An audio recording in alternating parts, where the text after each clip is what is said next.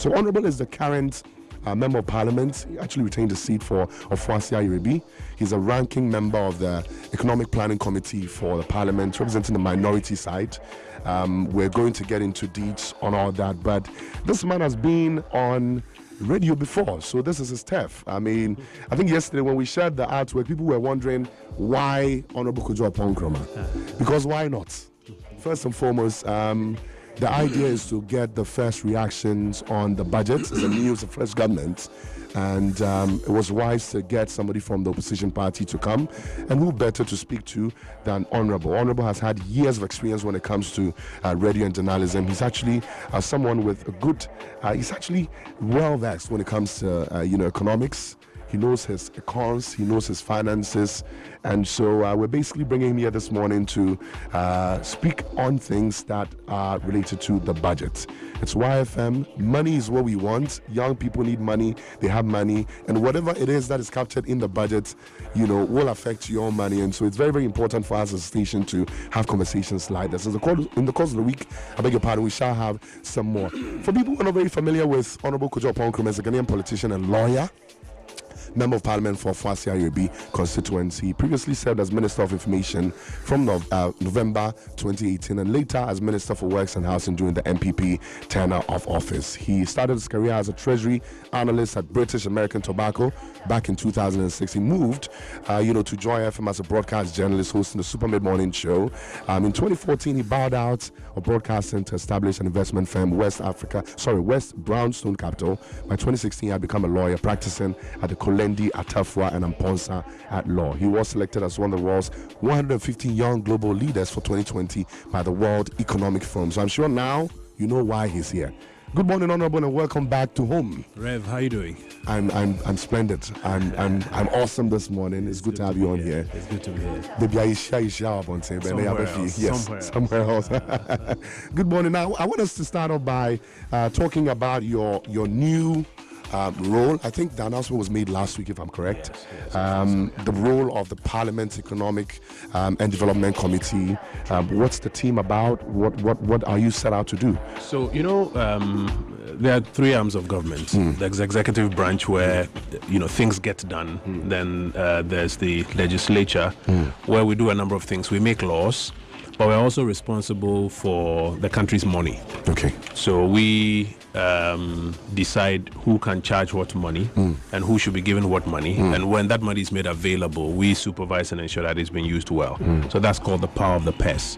We also do what they call deliberations. So things will come up, and if you want the country to talk about it, the country will send 276 people into one chamber to go and discuss it. So that's where national deliberations take place.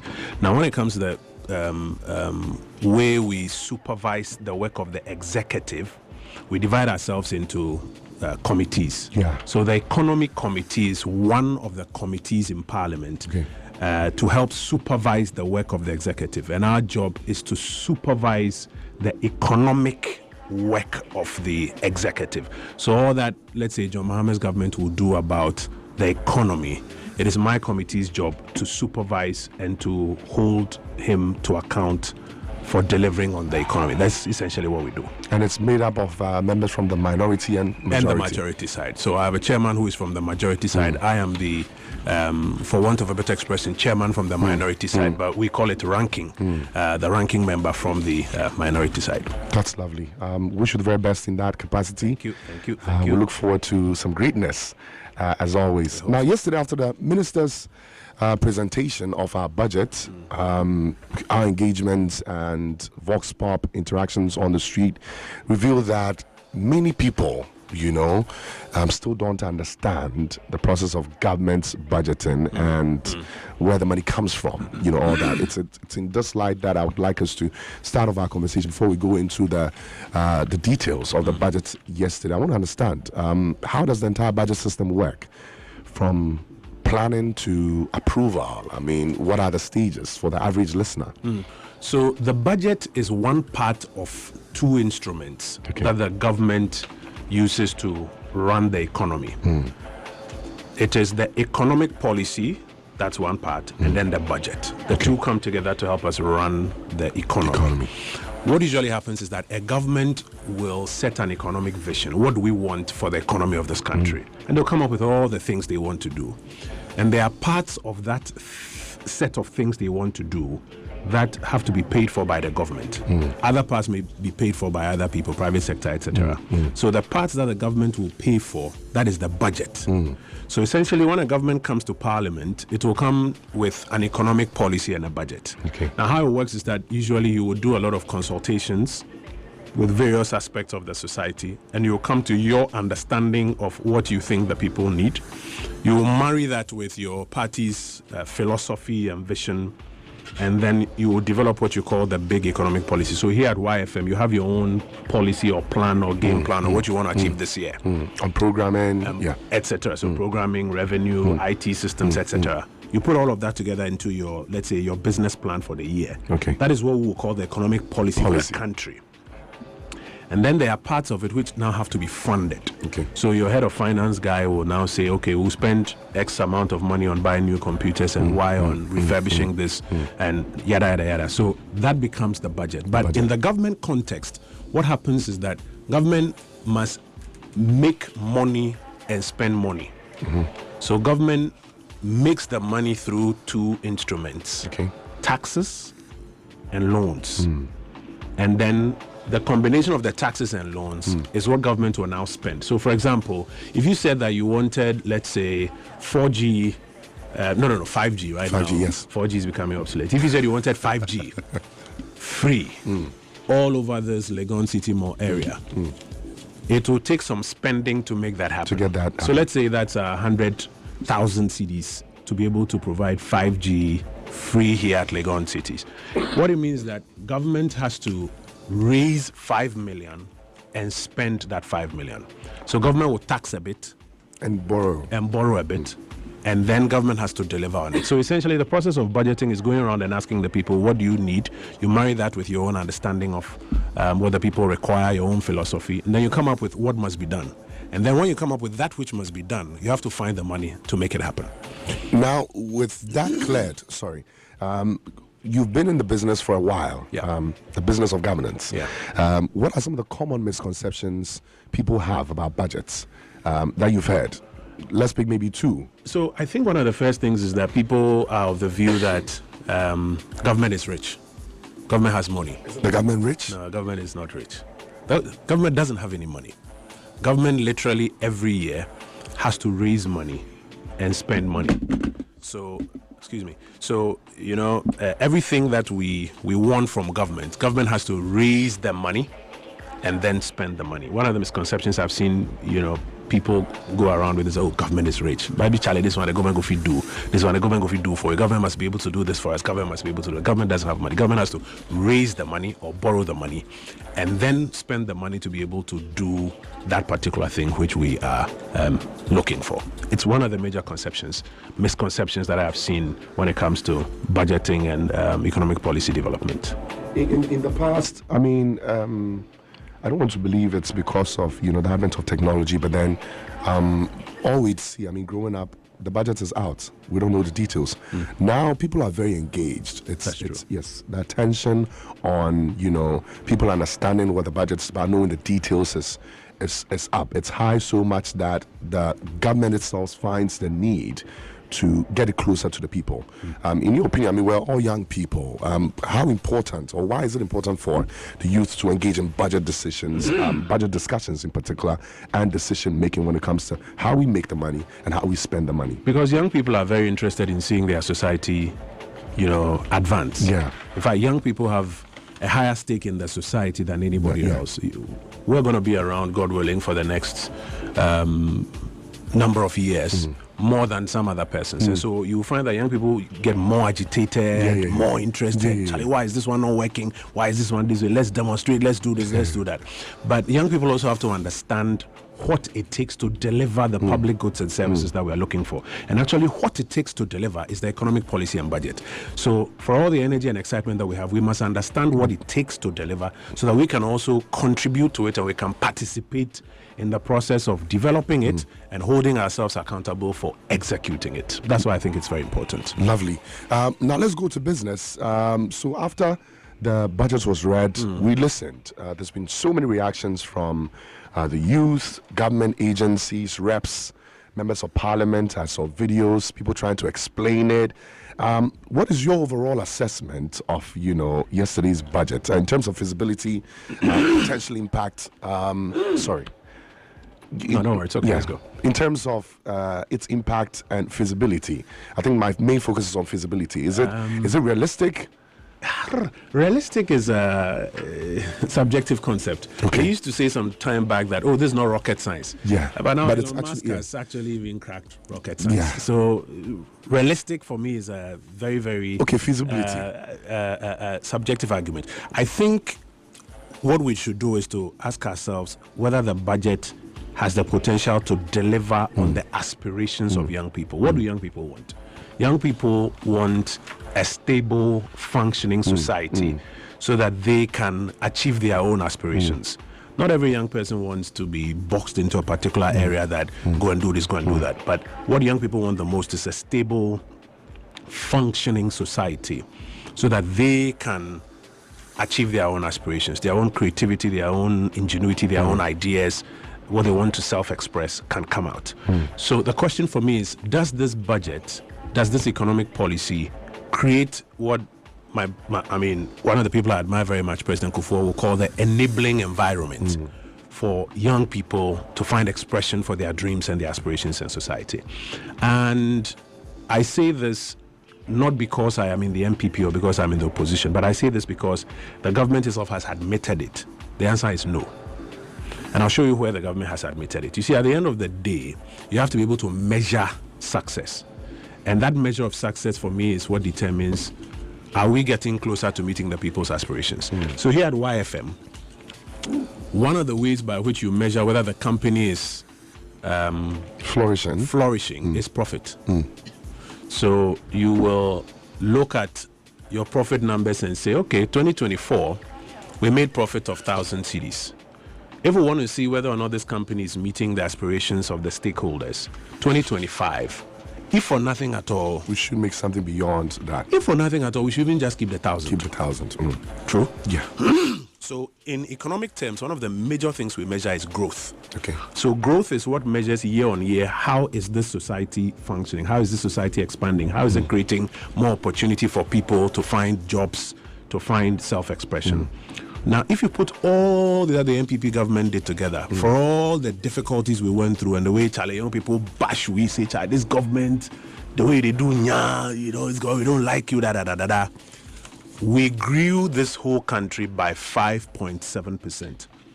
So if you measure on a scale of 100, the statisticians measure and say that we moved this country forward by 5.7%. Yesterday, when the finance minister came to parliament, he says that for all their ideas and all the things that they want to do, when they put it together, they are going to retrogress to 4.4%. That's why I say the fact that they have admitted is that they are going to do worse than the one that you said was not good enough in 2024. And if I sum that up, it tells me that this economic policy and budget will not deliver on the aspirations of young people as much as the last one did. It will do something. It will move us to 4.4. But you notice that the 4.4 is a drop from the 5.7. And for me, that is the biggest measure that at the end of the day, if the last MD of YFM made profit of 1,000, and the new MD who said that, Charlie, that guy, don't know the job, he be young guy, make we clear, make we bring a new team, did nice adverts, everything, see if jet. The way he come the interview, shudder, everybody like him, say, this guy be cool guy. We give him the job. He says that the 1,000 profit the last MD did, he can't do 1,000. He's going to do 800. You ask yourself whether or not he's delivering on the aspirations of the stakeholders of the business or not. And that is why I say that the fact which they have admitted in Parliament yesterday is that they are going to move us back to 4.4. And they have admitted that we left 5.7. That's the biggest worry that I have, that it won't deliver as much on the aspirations on young people. Okay. Now, you mentioned aspirations of young people. All over the country, young people are feeling, I don't want to say the pinch. Rising cost of living, things are going it's up. The pinch, my brother. It's well, the pinch. The budget aims. Now, this budget aims to manage the exchange rate and inflation. There are a bunch of things that are under budget cutting. In reducing certain taxes, in clearing some. I think all these, in my opinion, are to ease the lives of the average young person, like you mentioned.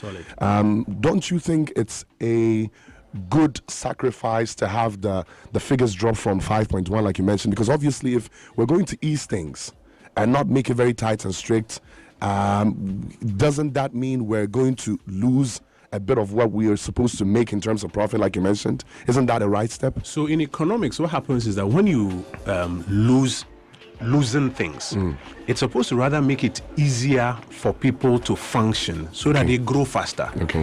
So when I refer to President Kufuor and what he called the enabling environment, the enabling environment are the things around us, the taxes, all of those constraints, regulations, etc. When you deregulate or when you loosen things, what it's supposed to do is that it's supposed to make it easier for people to produce more, do more, self-express, and therefore grow more, not rather grow less. Actually, economics shows that when you pile up taxes and you constrain people and you are trying to overregulate, shall I make everybody sleep at 8 p.m. because there's curfew, growth doesn't function. Whenever you people can't express, people can't function, creativity doesn't go on, so people don't go for it. So let me give you an example. When President Mahama was leaving power in 2016, because of the constraints and the difficulties, remember there was high levels of doomsday. So people couldn't even get electricity to do their own business. That's when people were doing demonstration, doomsday must stop and all of those ones. There were high levels of taxes, high levels of regulation. So it constrained the economy. So growth was about 3.4. That was how the economy was growing. 2017 to 2020. When the MPP came to power at first, one of the first things we did was that we removed 17 taxes in one budget. Charlie, that day abuso kind of way people clap for we. If you don't get girls, if you probably you go get some. Everybody was excited. They've removed all the taxes. They are freeing things. It was easier to do business. And then the economy started growing faster. So 3.4, we started moving to 7%, average 7%, because now people were finding it easier to import, to do their own gig. Somebody wants to import hair, somebody wants to do, all those taxes had been removed, things were going easy. And the economy was growing. Unfortunately, problems came. Now, sometimes when you say, oh, COVID, oh, Russia, they say, oh, get out, don't say that one, it's not true. But let me show you something. Do you remember the time when we said lockdown? Yes.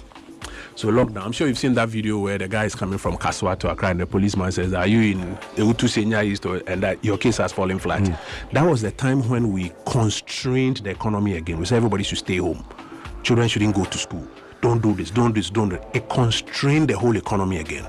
And so the economy that was growing now at 7% year on year, that's the speed at which it was moving. It now came to less than 1%. So if you look at 2020, growth came down to about 0.9.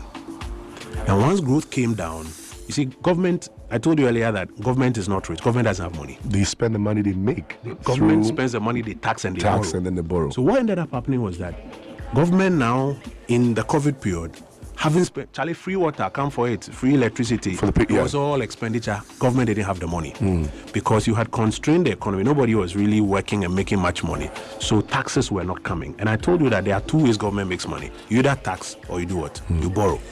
So when government constrained the economy and the revenues were not coming, what government had to do was to borrow. Okay. So government borrowed, like Trump would say, bigly to sustain the expenditure. And then when we went out of COVID by the following year, government said, now to pay back the borrowing, I have to introduce some taxes. So That's government, for example, brought a tax called COVID tax. COVID tax. People say, but COVID is gone, why are we paying tax? It's because we had borrowed heavily and we had to go and pay back. So we introduced COVID tax, we introduced e-levy, we introduced betting tax, we introduced some taxes to try and it started constraining the economy some more. So growth was struggling. The economy, the pinch that you were talking about, people were not feeling it. By 2023 to 2024, we're now beginning to pick up. We're now servicing all of those loans we are taking and things are now beginning to open up a bit. It is that one that now the statistical service says that, by 2024 December, The economy had picked up a bounce again. It was now opening up again at 5.7. And that's why Bawumia said earlier that if he comes to power in 2025, he doesn't need those taxes anymore. He can scrap it. The economy will feel freer and we can go faster. So those interventions constrain the economy. And now what you're expecting will happen in this new budget is that they will remove those constraints so that we can function better. The problem is that in this budget, they have actually removed 2 taxes. They tell us it's 6, but it's 2 if you go into the details. And then they've introduced 4 taxes through the back. So the effect is that it's constraining the economy again. And that is why when the experts run their numbers, the experts tell them that no, you are going to slow it down to 4.4 because the measures you are introducing, you are constraining the enabling environment. That is the reality of what is happening now. And that's why I say that the data that they have admitted is that it won't be even up to what happened the last one, 4.4 as against 5. So now let's backtrack a bit. You mentioned the COVID period when things were basically restricted for our own safety. The government had to obviously borrow some more and then introduce new taxes to pay for But in that period, people were still paying taxes. Of course, but weren't they? Yeah, of course. But you see, so if let's say somebody was going to the market and was doing turnover, as in sales, of 400,000 the year before, and was paying taxes, let's just use 10% of that 400,000. Okay, that'll be like 40,000. Yes. Okay. Now, when we have constrained and people are no longer going to work, students are not going to school, things have slowed down. He's not going to do sales of 400,000. He's now probably going to do sales of 150,000 for the year. And he'll still pay taxes 10%. But now that 10% is no longer 40,000. That 10% is now 15,000. But this is the time when the government has increased expenditure. Free water, free electricity, free medication for those who were, affected by COVID, allowances to the nurses and other people who were doing it, teachers who didn't even go to school to teach, everybody got paid, police people got paid, everybody, even in America, they were furloughing workers. So but this was for a short period, Honorable. Of course, but you see, whenever you slow down an economy, picking it up is not that easy. The economy doesn't pick up at the same rate at which it was when you shut it down. So though we shut down for, what was it, 2 months or 3 months or so? I think close to 3. Yeah. By the time you were done, the economy was not going to pick up. Like, people had lost customers, people had, lost opportunities, people had lost contracts, etc., etc. So it had a tailing effect on the economy. I'm saying that the constraints we put on it were the reasons for which the pinch was there. And so now that we're out of the constraints, we are in a place where we have to remove, or now that we're out of those challenges, we have to remove those constraints so that the economy can grow faster than even the 7% that we were doing. The last number is 5.7. Our estimate was that if we were in power and if we had removed these constraints that we had advertised in our manifesto, this year we should be doing close to 8%. But what the new government has brought, when they took it to Ghana Statistical Service and Finance Ministry and Bank of Ghana, Statistical Service, Finance Ministry ran the numbers, they said the thing they've done is going to end up bringing them down to 4.4. I didn't say it. Yes. They came to report so my to point Parliament. is, so these are the numbers, these are projections that have been made, right? Yeah. My point is, if the projection from the past government was going to take us beyond what they had left off, and they were going to take some of the restrictions off, the constraints were going to be taken off. It means clearly we were going to have some form of relief. Yes. But the current government, even through yesterday's budget that was reviewed, mentioned that we had left off a lot of debts. Okay. Will you agree that we can't make the number that is projected because of the debt that was inherited from the past government, aside the several payments that we had to make through the new taxing policies that were introduced to help us pay faster? Don't you think it's because of the debts that were made? It is in the midst of those debts that, first of all, we grew 5.7. The debts are going to be less. And that's because we were taking the taxes that are being scrapped off now. Yes. But now that the debts are less, you can't grow less because now you have less debt. Because we've paid off some of those debts. But there's a huge chunk sitting down to be paid still. There was a huger chunk. You met. Yes. Now, you have less debt.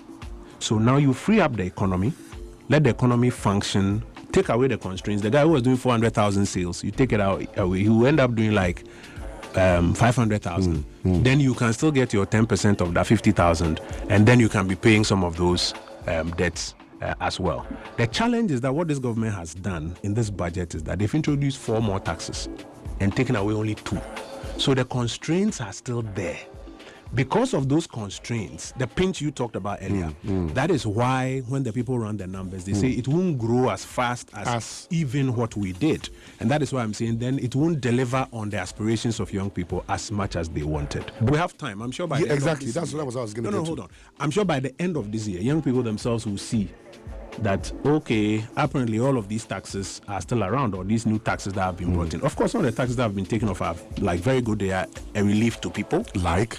Oh, the e-levy, for example, we advertised that in 2025 will no longer be taking it as part of the constraints that we are taking out. And that was because it was going to, at that point, it would have served the purpose it was supposed to serve. COVID, for example, we advertised this one. We also advertised betting that we're going to take these 3 out. That was the time that people were saying, if he can remove all of these things, why doesn't he remove it now? Have you realized that when Mahama came to power from 7 January till now, those taxes are still there? Why hasn't he removed it? It's because the fiscal framework had been done and locked in Parliament. It's been passed as a law. Until the fiscal year has run out and you've passed a new budget, you can't remove it. By that time, Charlie, then when would they talk? Nobody they listen with. But now you realize that President Mahama is in office, but these taxes are still here. He's not been able to remove them yet. It is only after his budget is approved that he can remove them. In fact, if it was true, then the question would be true now that, but Mahama, why doesn't he clear all of those taxes now? Like you mentioned, it's a process. Yes, it's a process. But you see, the same thing we said some months back, you see the same thing they apply now. So yes, we have to go through the process. And like you said earlier, a lot of people sometimes don't understand these things. We have to explain for people to understand. Small businesses are vital, okay? Brutal. Yes. In fact, the majority of businesses are small businesses. Yes. The previous administration, started You Start initiative under the, Ghana Care program, which was to ease constraints, the ones you mentioned, for existing and aspiring young entrepreneurs. Now, it's been cancelled. In addition to the one district, one factory, and others. But, there's been an introduction of the Big Push initiative, which is also a target for strategic infrastructure projects, stimulating growth, and, of course, creating jobs. In your opinion, what do you think of this restructuring? Do you think young entrepreneurs are captured enough and captured well enough in the Big Push initiative to enable them thrive well in it? What I'm going to say is going to be a bit controversial. Let me hear you. From my economics background, the best help you can give small businesses is not so much in some of these flagship programs. It's in creating what we call the enabling environment. You see, if you are living in an economy where every month fuel prices are going up, every 3 months electricity bills are going up, every month transport fares are going up, where inflation is going up, where you can't get capital or credit from a bank, and even if you got, the interest rate is going up. All these programs, they won't do anything for you. The biggest help you can give small businesses is to create what they call the enabling environment, to bring inflation down, to help ensure that fuel prices are not skyrocketing every now and then, so that people can predict. I've got a job, my pay is 4,000 cedis. So I've calculated that my rent, maybe 1,000, my transport, another 1,000, then what I go chop and other things I put in it. So by the end of the month, I'm saving 500. If every other month fuel prices are going up, and transport bills are going up, and food prices are changing, it becomes unpredictable for me. Exactly. To know and to do business and to survive.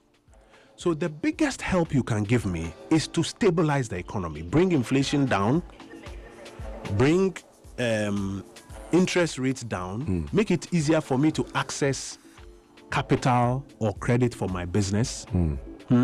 Make sure the lights are on so that whatever business I'm doing, I can function. I don't need to buy fuel next 2 weeks for generator and all of those things.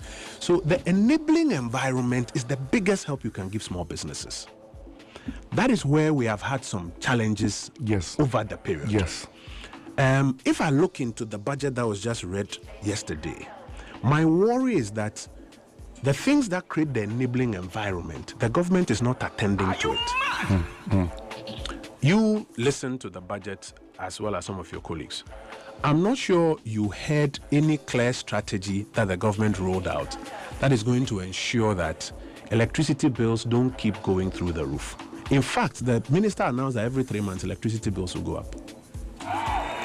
The English he used was called quarterly adjustments. The simple version is that every 3 months electricity bills will go up. So that problem which young people want solved, this budget is not solving it. In fact, in addition to that, the minister also increased gas prices. Why that is important is that, you know, the IPPs who produce power for us, they use industrial gas to produce. Now, once the gas, because the MPP was subsidizing the gas. So though the electricity bill sometimes was going up, it was going up at a lower rate because we were subsidizing the gas. So now he's removed the subsidy. So they are going to go up, but now going to go up at a higher rate. So if you take energy prices, for example, which is one of the things that young people, small businesses need attended to, is going to go up. Take fuel. You notice that between January and now, fuel has gone up, I think, at least about 3 times. Yes. So you're expecting that the government will roll out a program that will slow down the rate at which fuel prices are going up, because young people, small businesses need fuel prices to be stable. We rolled out a program we called Gold for Oil, which was supposed to help slow down the rate at which fuel prices are going up. Even that one, fuel prices were still sliding. Why? Because fuel is a global commodity, which is priced on the world market.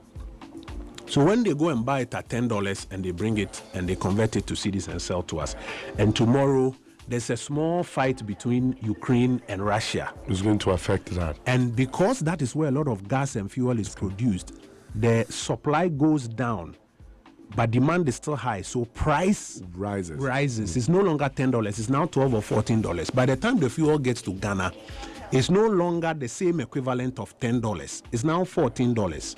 So fuel prices will go up.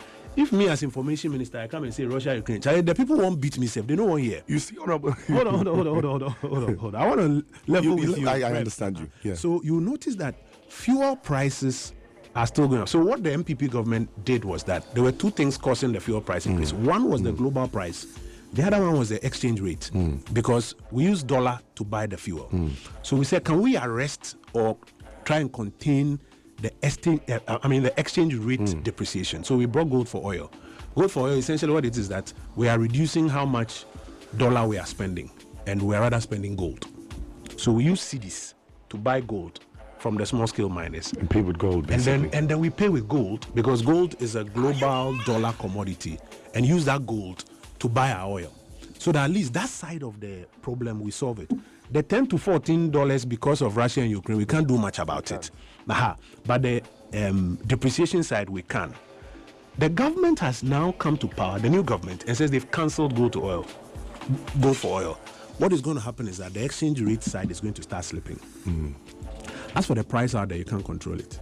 But the exchange rate still going side, to. So already it has gone up 3 times before they removed the gold for oil. Now that they've removed it, my fear is that it will go up a bit more. So I'm saying to you that what small businesses need the most is a stable environment.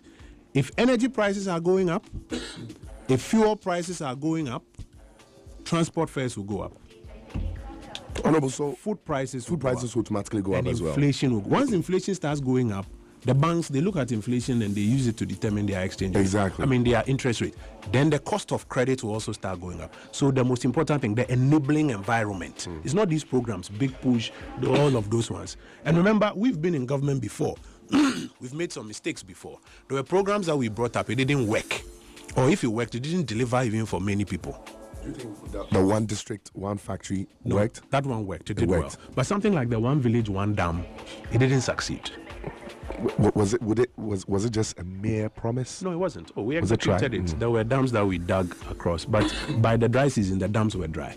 I believe, you mentioned something very important. I don't know what's wrong with our throats today. I know, right? Maybe the devil is working. There or something. But I believe when plans are made, And you mentioned that in the beginning, that the economic policies that drive the budget, drives how they're supposed to be spent. Are there not, you mentioned that research goes into these decisions that come up. Years ago, some of these things were promised, and were outlined in our budget. As to the success of it, my question for you is, aren't these things projected with proper counsel from the right people? Are there some there are parts of it that are of challenges? Yeah. There are some that at the time of conceptualization is not well conceptualized.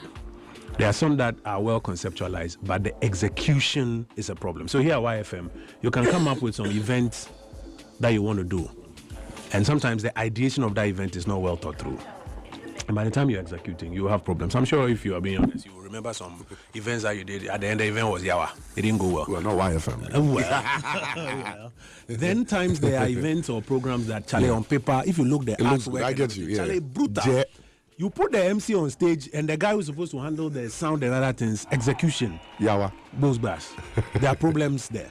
So there are different levels of these things. And I'm saying to you that it's not even those programs you come up with and whether they are thought through and whether they succeed or they know. The most important thing, I'll take you back to President Kufuor, I'll take you back to the philosophy of the MPP, is the enabling environment. If you don't handle these things well, the enabling environment well, small businesses and young people will not survive. So to answer your question, yes, it's not so much about the big push and Women's Bank and those ones. It's the enabling environment. If you create an enabling environment, people will excel. Did the plans that were put in place by the previous government ease things up really? In the first 3 years, the evidence is that it eased things up a bit. And inflation came down to single digit. Growth went up to about 7%. About 2.3 million new people registered at SNIT that they have got jobs. That is the closest evidence we have to job creation.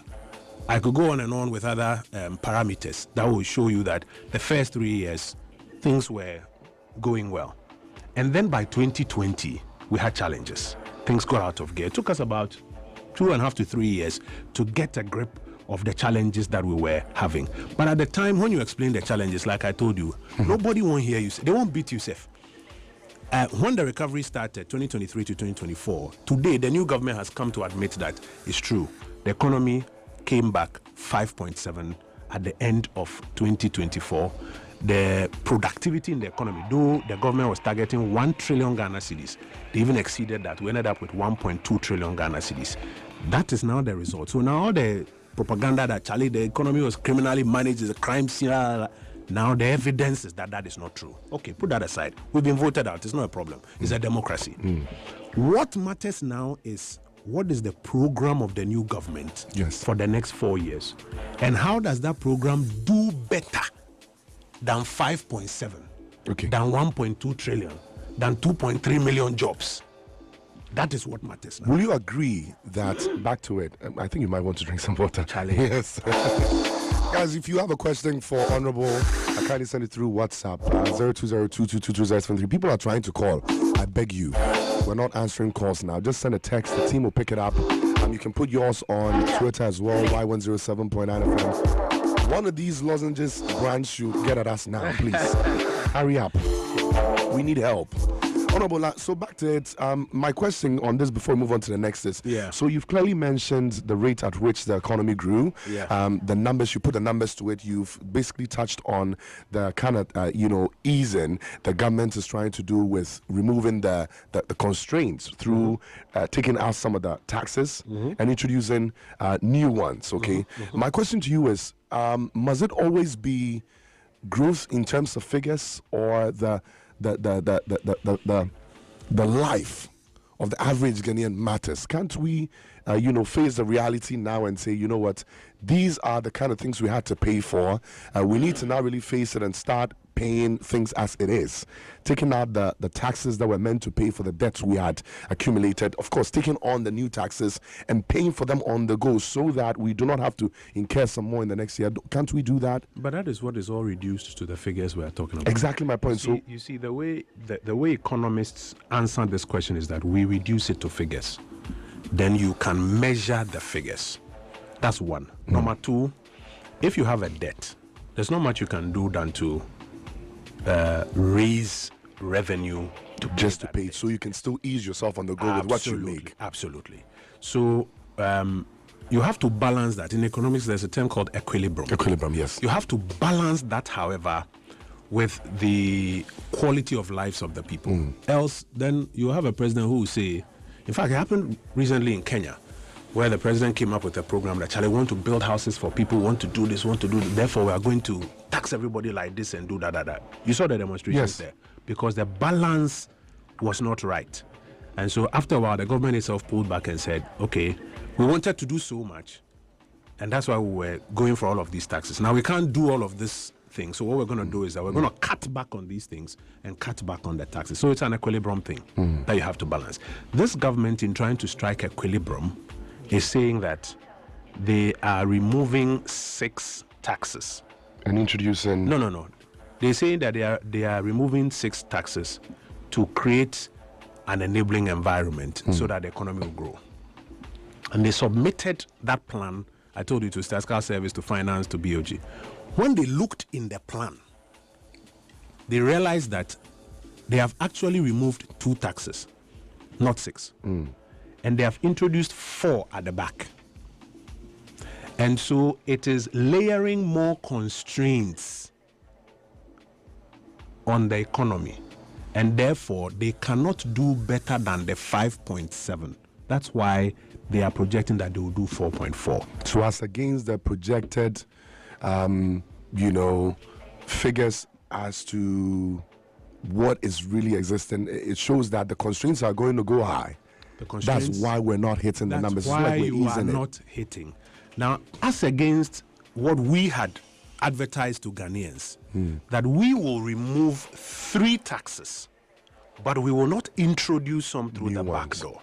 We are rather going to cut the expenditure. So let me give you an example. So you can still pay and then... Yeah. So I'll give you an example like what happened in Kenya when President Ruto tried to do so many things.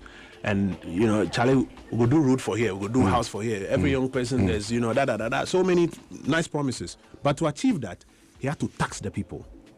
And you've said that this finance bill, the Gen Z riots in Kenya, they are like, this finance bill is taxing us too much. The constraints are too much. We say we want a better Kenya. But the thing you want to deliver, the way you want to tax us, Masa, you go kill us. So there were riots, people died. Later the government pulled back, he sacked some of the ministers, he adjusted things, and things calmed down. In the 2025, what we in economics will call fiscal framework, that's the skeleton of the budget, the skeleton, before they put the numbers in. We said that we will remove those 3 taxes. If we remove those 3 taxes, it's going to cost us about 7 billion a year. But removing those taxes also means that we should cut expenses, just like what happened in Kenya. Yeah. And we said we're going to cut by 3% of GDP. That's about 30 billion.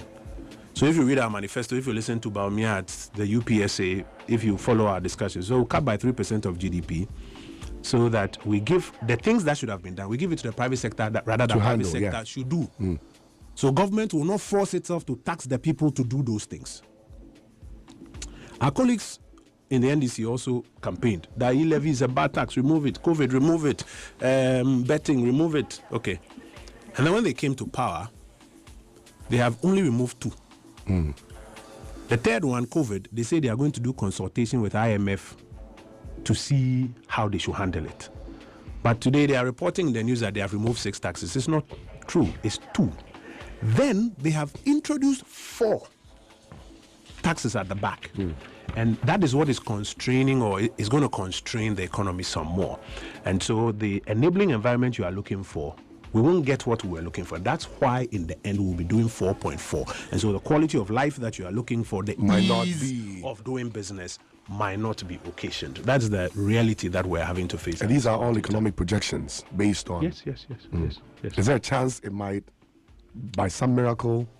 There is a chance. But like I said, it's about how you deliver. But already, why economists model is that when you so, for example, you know that if you drink alcohol, it will have a certain consequence on your sense of presence, etc. It's science. Okay? Economics is a social science. Yes, a social So science. we are also able to model that, listen, if you do this and do this and do this, this is most likely the consequence. That's why they are able to predict that you're going to get about 4.4. Now, my last question on that before we move on to the next is, Sure. You mentioned that your government was going to, seize the taxes and not add any new ones, because by that time it would have been projected to, sort of like bring down the weight on the debt we had. Do you think if these decisions were proposed maybe in the last budget, it would have put you in a good position to retain power and maybe so you see the change you wanted to see? The equilibrium is what you must always watch. Well, why you couldn't put it in the 2024 budget was because at that time it wouldn't have worked. It wouldn't have worked. You still had things you had to pay your way out of. And that is why after that, so there are some of the laws that we put what we call sunset clauses in it. Okay. So we introduced a tax and we said that this tax, it will go on until December 2025. After 2025, we don't need it again. Like the special import levy. So when people import things into this country, we put a tax on it called the special import levy. And we said that it should end by 2025. Because that is the period within which you needed to raise the money to pay the bills that you had. After 2025, you don't need that tax. There were taxes that didn't have a sunset clause, but by the time we hit 2024, we could tell how far we had gone. And so we announced that by the time we come to 2025, we will not continue with this tax. Today, what is happening is that the new government, some of those taxes that are supposed to go away, they have reimposed them. Those are some of the 4 new ones that they have reimposed them. Some of them that were at lower rates, they have increased the rates from 1% to 3% in some of the sectors. So at the time, you couldn't do it. And the evidence is that when this government came, from January till now, those taxes are still there. In fact, some of them will still be there for a while. Even though they've said that they have removed them, they'll still be there for a while. Can you specifically mention which ones you think? So, for example, as for e-levy and... the betting? No, e-levy and the 1.5% withholding tax on gold exports, yes. I expect that they will go almost immediately. Okay. Even the betting, where there's a bit of confusion now, I think that in the end, the government will be pressured to bring the proper betting tax removal ASAP. Okay. And then because what he announced yesterday was not the betting tax. It was the withholding tax on Lotto. And then he deliberately said that the one people call the betting tax. That's not what people call betting. The betting tax is the one where if you cut Betway, you see on it that... You see on it like they deducted. And yesterday people were still checking. And it was a deliberate confusion that he created. The one, because yesterday he listed all the laws that he's going to bring to remove the taxes. That one was not in it. The betting tax one was not in it. What he spoke about was Lotto. And that's why Minister Amin, you remember Amin said, that thing that you are calling the betting tax, we never collected it. I'm sure you saw him, and it became a big matter on social media that, hey, the guy said we never collect betting tax. It's not true. We were collecting better. No, what he meant to say was that the one he referenced, the withholding tax that was on the Lotto, lottery tax. The withholding tax on Lotto, which he then deliberately said that also known as the betting tax. That one, we never collected. That's the one that the National Lottery Authority was supposed to have been collecting, Sammy's place, which they were not collecting. But as for the normal betting one, that was everybody sees it on their thing. Yes. So you will notice that if you look at the list of taxes he said he was going to come and remove, when he gave us the 10 laws that he will come and amend, betting was not part of it. So you think the youth shouldn't be excited? No, I think eventually the government will explain and will be pressured to include that the income tax amendment. I can read you the 10 laws that he said he was coming to amend. It doesn't include income tax amendment. The betting tax is in the income tax amendment. So eventually, I think the government will be pressured to add it to it, and then to come and remove it. So those ones, for example, I think they will come quickly. COVID is going to take a while before they come and remove COVID, despite all they said about it. He says he's now going to do consultations. He mentioned, I think it's fair enough that there's going to be consultations. Why? I think But they had a national economic dialogue. Haven't they finished their consultation? I mean, what if it's bigger than... No, please. What are you saying? Don't go there. I don't want to get into it. No. Because listen, you have spoken a lot against COVID. When we explained that it's to pay for a particular bill, you spoke a lot against it. You've been in power from 7 January. You said if Baumia will remove it, in 2025, you were going to take it off, right? Hold on. In 2024, when Baumia said he will remove it, you said that he should remove it now. In fact, you remember that at the time, the minority said They're the minority. They said that they were going to bring a private members bill to come and remove it in Parliament. This is 2024. Okay, no problem. We've finished that. Yes. Now we are in 2025. Yes. You are in power. You say you are now going to do consultation with IMF, and then later you decide on, member. You see, Honorable, so what I was going to get to was that, I mean, you mentioned that, these things do steady human behavior. It's economics, exactly. What if what was projected has changed, the dynamics has changed, sorry, and they need to revisit certain You know that there are a lot of young people who believe that this democracy, Ibibola, it doesn't work because the politicians, they don't tell the truth. They say one thing, they win power, then when they win power, they change their mind. If you do that, you are feeding into that thinking of some of the young people. When the Burkina military leader came to Independence Square, did you see how the youth were excited to see him? Because a lot of people are losing hope in democracy. That all these democracy politicians, Charlie, be English, settings, they're really not doing what they should be doing. You saw the democracy have people, and sometimes how they can get almost violent and agitated. If you keep doing that you tell the people you will take away COVID, and you win, and you say, the circumstances have changed, so I'm going to do consultation. You are feeding into that. And that's a risk for all of us. If we ask our parents who lived in cool eras, they'll tell you that in a military era, remember, you can't sit here and do what you are doing now. They will come for you. So democracy is very important for all of us. The freedoms that we enjoy is very important. So we should not do anything that puts it at risk, including this habit where you say something, you win power, then you switch from it and say that because things are so bad. No. You said you were going to take it off. Take it off. And then rather cut expenses. Do you know that right now, now, the expenses that they said they are supposed to be cutting, they are increasing expenses. So I'll give you an example. You remember when they told everybody that the size of the MPP government was too large, and therefore we're spending too much money. And you remember when they came, they've reduced the number of ministers and number of presidential staffers. 3 days ago, I was on GH1 TV and I told the host that, don't worry about that one. Go and look for the budget and look for the salaries in the budget. Do you know that yesterday when they brought the budget, the Office of Government Machinery, which they said was over bloated, under MPP, the salary budget was about 326 million Ghana cedis. All the people who were working for the government, 326 million Ghana cedis. There are new ones which have been also added, in terms of expenses. The sanitary part bit. No. I'm talking about the salary. The salaries. I'll come to that one. Salary. There's one that has been included. Honorable. Salary. Okay. You see, and I'm making the point that when you say something, live by it. Live by it. Honorable. If you say that there are too many people working at the presidency and the salary is too high, 326 million. Do you know the salary they are giving to the reduced number of people in the presidency now? So that means reducing the number doesn't matter. You can just still cut down on the salaries. No. In the end, it is how much is costing the taxpayer. Not how many. It is how much that is costing the taxpayer. The MPP was paying 326 million as compensation for the Office of Government Machinery. We had 8 institutions or 8 agencies under it. They came and they've reduced it to 4. Can you take a guess on how much they are spending there now? Rev, guess for me. This one, make like quiz. 2.7 billion. You see, I'm not sure you heard me. I'm not sure you heard me. I heard 2.7 billion. I heard you.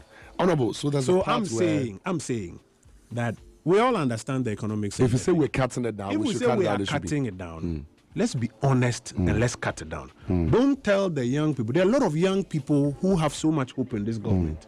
Went round singing, demonstrating house to house. The people who were saying queen and other things. They believe that the thing will be cut. Many of them haven't gotten jobs still. Yeah. Appointment cry they haven't gotten. The budget has gone up to 2.7 billion.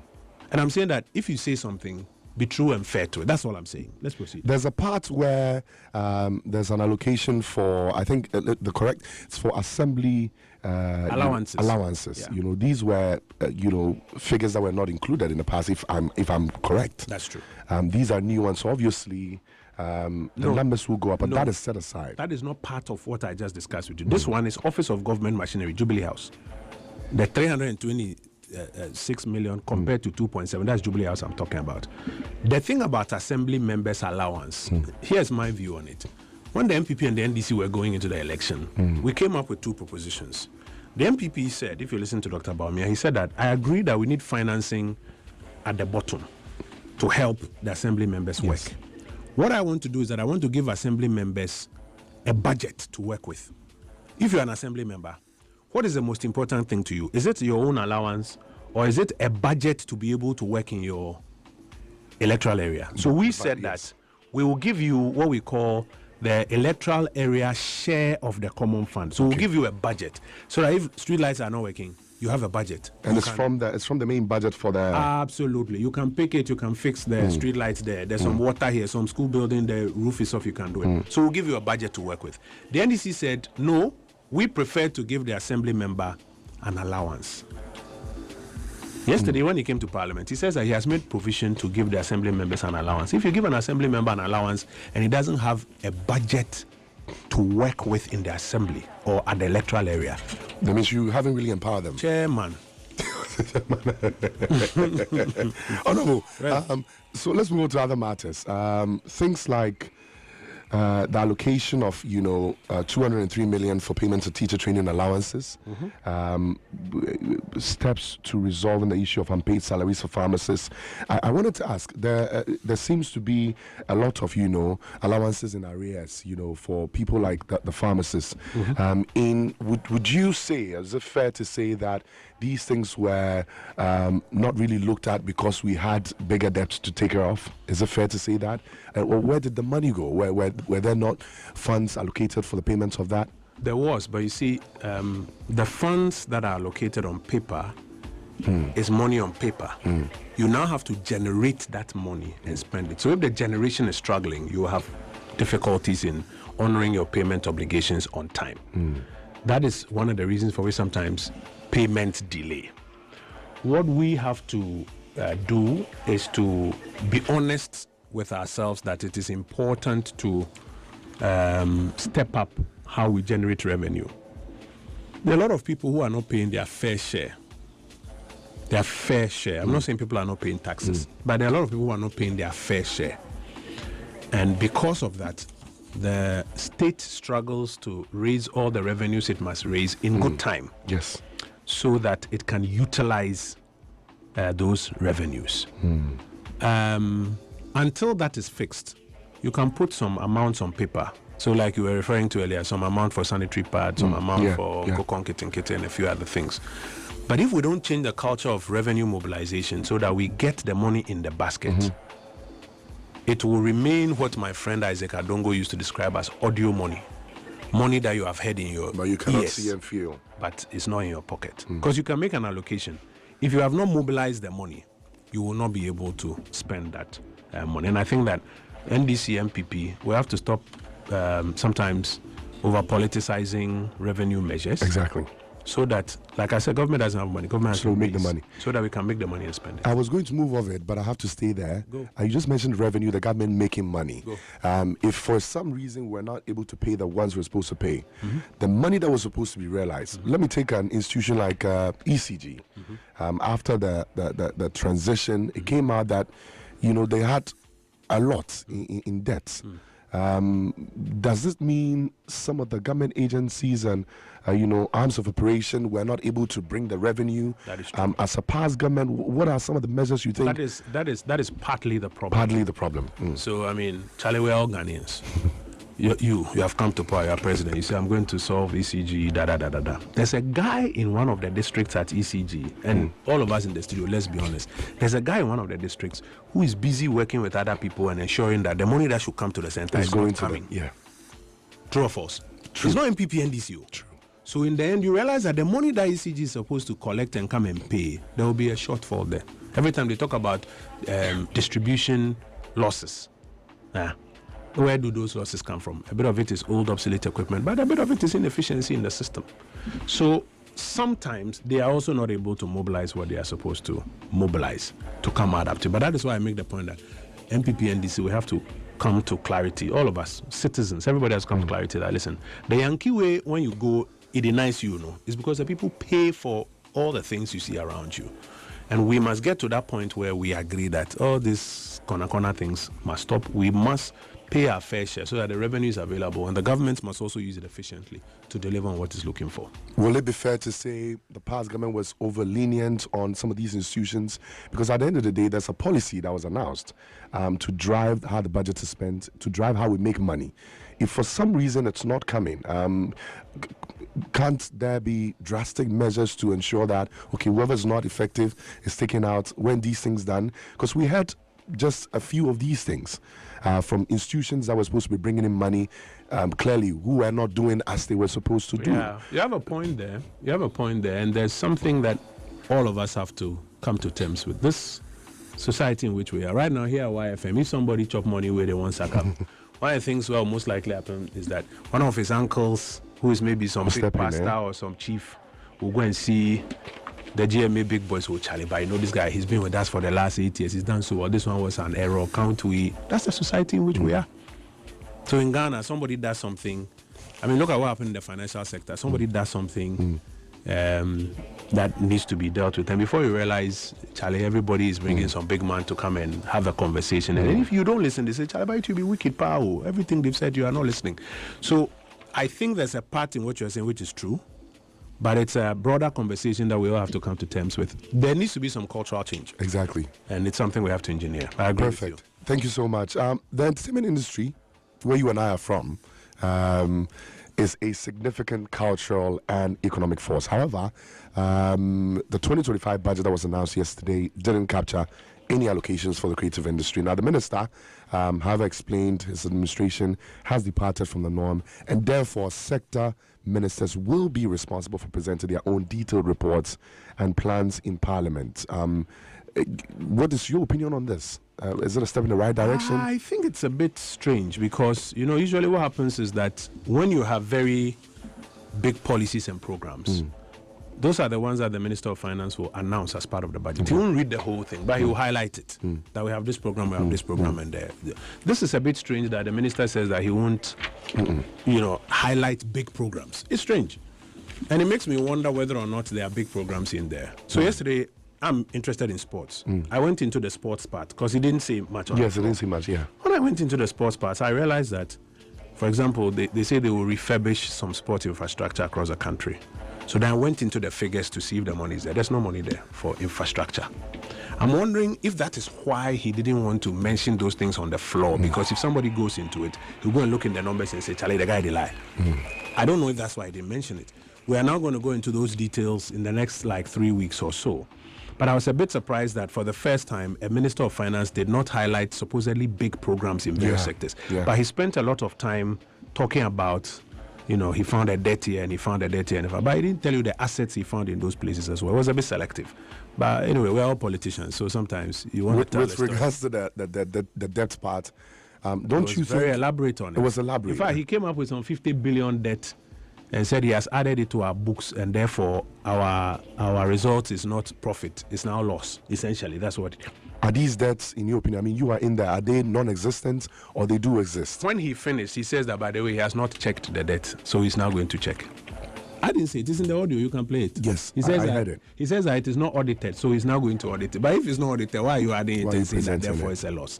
So sometimes the politics gets in the way. And, you know, we should get to a level in our governance where, Charlie, we put some of these things aside, some of this politics. Because right now, everybody can see through the settings. So yes. Everybody can see through it. If you say there's 50 billion extra debt that you have found from somewhere, and so the account is no longer profit, it's loss. Because if you add it, then it's loss. Then you turn around and say, but you've not audited it. So what if by the time you audit, it's not 50 billion? Honorable, based on your words, do you think Ghanaians saw through some of the things that were happening in the past governments? That's maybe why they decided to give a new party. I was saying on one other station that we didn't do enough settings. We didn't do much of the settings. But you did some. In fact, one of the complaints people have about us was that our communication was poor. And that's because you didn't want to communicate on things that were not realistic. No, it's not that we didn't want to. Even the good things that we were doing, you were not saying much about it. We were not able to cut through the clutter and the noise enough to get our message across. So there were things that we were saying, it was true, but people will not allow you to say it. They will mock you. They will they will troll you on social media. They will cut it all out. And then later, when a new government comes, then they realize that, what they were saying was true. You get my point? I do get your point. We didn't even do enough of those ones. But my point is that, listen, these things, they are not important. The Ghanaian public is very sophisticated. Just get on with the work and let the results show them. Sure working.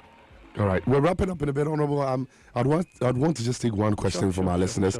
Messaging here from 16 Zarafianga says, what's happening to our natural resources? Aren't there enough to generate money for us? He has a point with enabling environment to help small businesses grow. So his question is, what is happening to our resources? The gold we have, things that used to generate enough income for us. What's the state now? Don't we have them no more? Don't we have rights and power over it to generate enough, revenue for us as an economy? We have a lot of natural resources. Unfortunately, we don't have, or we haven't created a system as a country to exploit our own natural resources. So if you look at the legal regime around our resources, they say that the resources are there, but they are held in trust for the people of Ghana by the president of Ghana. So if somebody comes to find gold, he has to come to Minerals Commission for a license to go and mine the gold. Then when he takes his profit, he will give us small out of it. If Ghana wants to benefit from that gold there, then who has to mine that gold? Ghana has to mine that gold. But the capital required to go and mine that gold, Ghana has not been able to put it up. So when the MPP came to power, we set up what we call the Minerals Income Investment Fund, MIF, which was a vehicle supposed to raise the capital for us to invest in our own gold mines. And how was it raising the capital? Yes. How was it raised? How was it going to raise it? They started. So the way to do it was that they were leveraging the royalties to be able to raise the capital and invest in gold mining and other resource mining operations. One of the problems they had is that they tried to do a transaction to raise money. That transaction was called the Ijapa transaction. And Charlie, the propaganda and we had time to actually talk about it, but all the thing that was created about it, that transaction, later they said they won't do it again. But they were supposed to raise more money and now invest in the carried and participating interest in mining concessions, which they started. They started investing in a few mines. They were not able to do much of it. Even if there were problems with the Japa transaction and it was suspended. I believe that what should be doing now is that then find a tidier transaction, get it done, so that the objective, which is getting money to invest in mines, so that the message that was sent, we can own our mines and make money, big money from it, will be achieved. The new government that has come says that they are cancelling about 80% of the money that goes to the Minerals Income and Investment Fund. Eventually, they are collapsing it.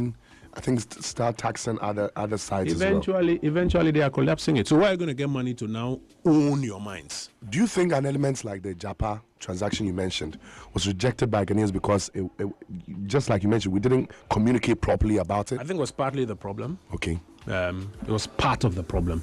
And then there were a few other problems with the structure of the transaction itself, because people did not even understand the difference between the monetization of mineral royalties and the Japa transaction itself. There was just one transaction under the structure. Even if you had a problem with that transaction, you can cancel that transaction, develop a tidier transaction. But that structure is a good structure. The monetization of mineral royalties is a good structure. That's how you get money to own shares in the big mines. And then part of the big money will be Ghana's money. Until you do that, you won't go far. Honorable, can we continue on this over the phone sometime soon, please? Sure. Because we can try and make time. Yes, I would really love to. Right now, I'm unemployed, so I'm sitting at home. I only go to Parliament when Parliament is in session. When you have to. I'm unemployed. Call me, I'll come. What keeps you busy aside, going to Parliament these days? Now that you're out, reading. Yeah, I'm just reading a book by Tony Blair right now on leadership. Very interesting perspectives from his time as leader. I like reading a lot. Do you miss being on radio? Occasionally, I do. What about sometimes when there's a subject being discussed, and I see so many angles, and I'm listening, and whoever is handling it is not going into those angles. I'm like, so occasionally I miss it. But occasionally I go on radio. You go on radio, yes. Yeah. When it stops it, maybe sometimes you might sit in here for us. Charlie, the playlist I'll bring, you won't like it. We'll love it. No, we'll love it. Wife, and we have ears for everything. Honorable, this is one of the comments I picked from WhatsApp. People are of the opinion that, after you became Minister of Information, you sort of like became very distant from the people. were these, I mean, first and foremost, your opinion, is it true? Were you, in your opinion, distant? If yes, did you have to do that to sort of protect yourself from getting into spaces like, because I really picked a lot from what you said. You don't like to make promises. You don't like to speak on things when they do not exist. Is this the reason why you sort of like stayed away? Actually, at the risk of sounding boastful, I think I was the most accessible information minister that we had, hopping from radio station to radio station, granting interviews, sometimes even on Twitter, tweeting back at people who were asking questions, etc. I was very accessible as information. As Minister of Information. It be me way. Then I do 2 press conferences a week. Sunday we are do press conference. I was very accessible. But the thing is, they believe the very pressing matters you didn't want to touch on. Things come up because as Minister of Information, it's a fair question. Yes, let's look at a case like this very popular National Cathedral project. People expected to hear from you because if we're going to get information from anywhere, it would be Honorable Kojo Oppong Nkrumah. And looking at the journalism background you came from, people expected you to, be forthcoming on these things. Was it regulated? Is it a part of your? I'm going to do a little test with you to demonstrate my quick answer. one. Let's go. So you know about SpaceX? Yes. Why is SpaceX cheaper than the traditional rocket systems? Well, because it's funded by an individual? No? You are struggling to answer because you don't have the information. Well, not really. Yes. If you had the information, you answer it right now. The reason is that SpaceX uses reusable rockets. They can fly it up and bring it back down. In the past, when you fly up a rocket, you have to dispose of it. You can't bring it back up. And it's because it's because an individual is basically putting that in. It's a type of technology that is. But the point I want to demonstrate is that if you had this answer, you'll give it to me easily. But you don't have the challenge sometimes is that if you are the spokesperson or information minister, you must first have the information first to make it available. Number 2, even when somebody calls you and says, Ganj, government is buying this iPhone for all ministers, a smart information minister will ask questions. How much is it? Why are we not buying this? And that might take a period. No. If you are not getting the answers that the public will ask you, you have not been fully briefed to go out there. You'll not put yourself out there and answer based on your own knowledge. It's not that you are refusing to answer or provide information or you are distant. You don't have the information. You don't have the information. If you don't have the information, in law, I'm a lawyer. In law, we have an expression we say, nemo dat non quod habet. You cannot give what you don't have.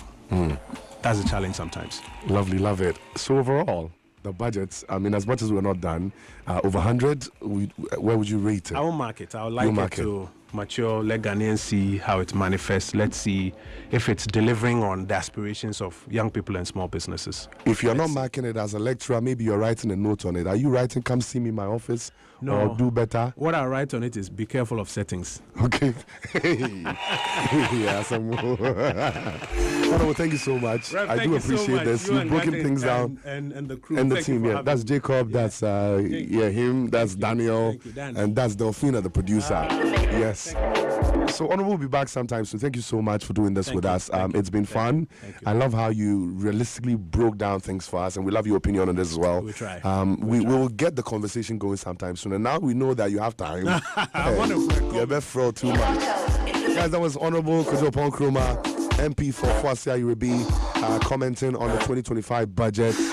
And here, this is for all of us. It's for the youth. It's for all sides of the youth, okay? This is YFM.